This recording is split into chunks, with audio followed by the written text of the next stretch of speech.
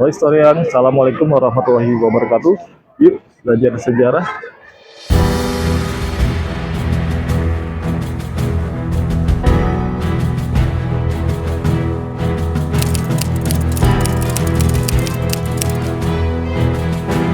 Sebelumnya yuk belajar sejarah mengucapkan selamat Hari Raya Idul Fitri 1 Syawal 1446 Hijriah. Mohon maaf lahir batin. Taqabbalallahu minna minkum. Pada hari ini saya berada di Kota Serang, Banten. Tepatnya saat ini berada di Masjid Agung Banten, sebuah masjid yang mempunyai sejarah yang sangat panjang. Mau tahu lebih lanjut tentang sejarah Masjid Agung Banten ini, yuk tonton video ini sampai selesai. Tapi sebelum itu, buat yang belum subscribe, jangan lupa subscribe dan share video ini ke teman-teman kalian.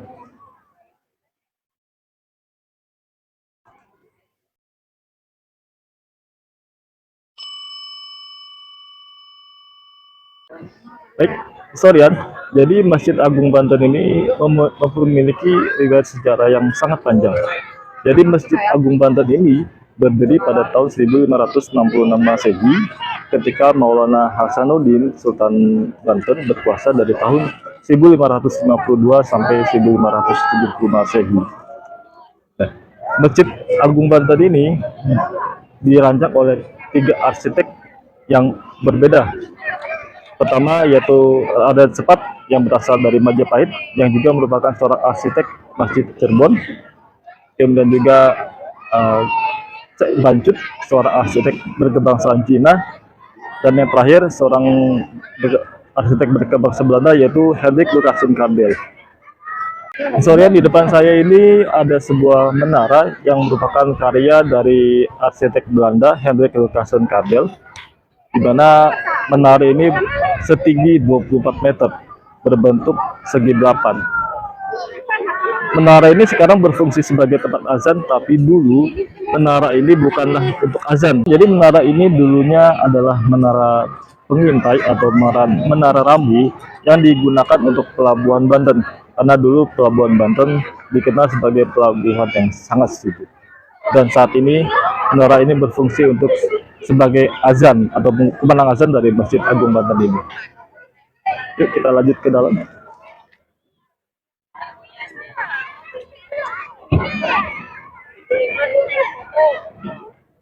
Historian, saat ini saya berada di depan dari Masjid Agung Banten ini. Di sini kita bisa melihat dari sisi arsitekturnya, di mana atapnya itu berbentuk tumpang atau berbentuk seperti pagoda, yang merupakan akulturasi dari kebudayaan Hindu-Buddha dan Islam. Kita masuk ke dalam.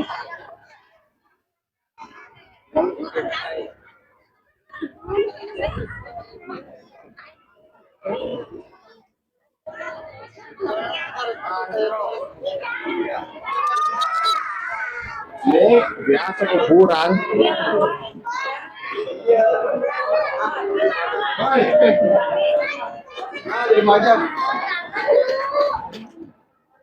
Serian, setelah kita masuk ke dalam, di sini kita lihat ada makam-makam yang merupakan makam dari keturunan atau keluarga dari Kesultanan Banten.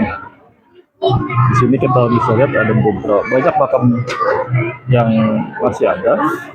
Kemudian juga di sebelah sana kita lihat juga masih ada banyak warga yang sedang berziarah ke makam keluarga dari Sultan Banten ini.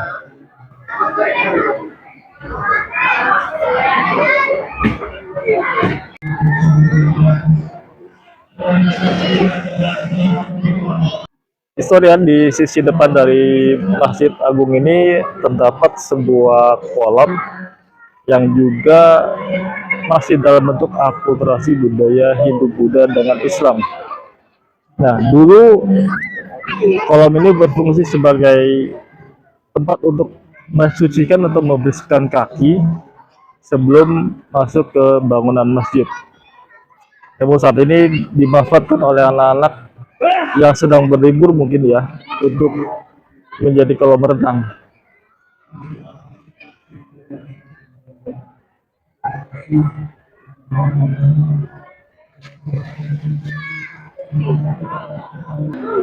Historian, jadi saat ini saya sedang berada di dalam Masjid Agung Banten ini, dan kita bisa lihat di sini juga ada beberapa warga yang sedang berziarah ke makam dari Sultan Banten.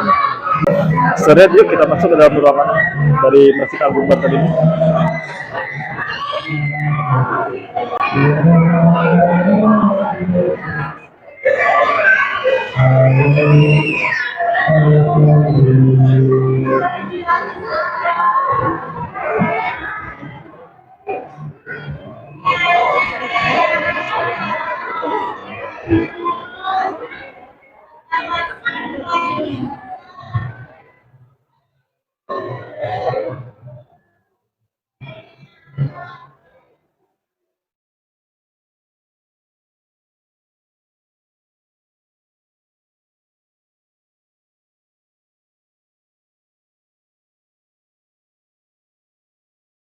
Jadi historian, ini adalah ruangan utama atau ruangan sholat dari Masjid Agung Banten ini.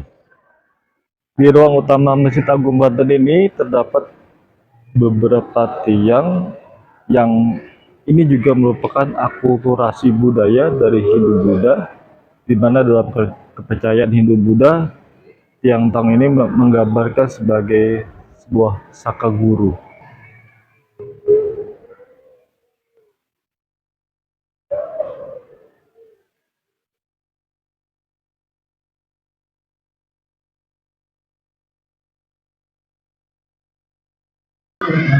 Sekarang kita akan masuk ke dalam kompleks atau makam dari Sultan Banten ini.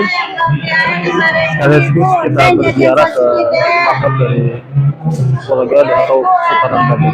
Yuk kita berziarah.